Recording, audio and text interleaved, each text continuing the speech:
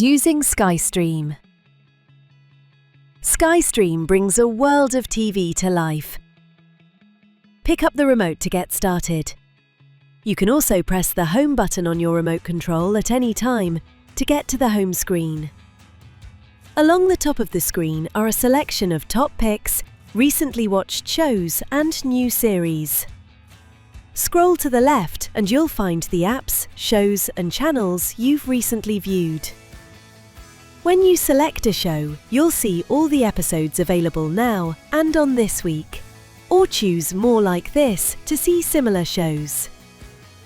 For movies, you'll see parental guidance and a star rating. With categories such as Best of Sky, Sport, Movies and more, you can see some of the best SkyStream has to offer from a range of different apps in one place. TV Guide shows you a snapshot of what's on right now and coming up next. Select View All to look further ahead across all channels. Playlist is where you can find anything you've saved with the Playlist button. Apps shows your most recently used apps and devices. Keep pressing down to get to My Sky. You can view your bill, manage your account, or find more help.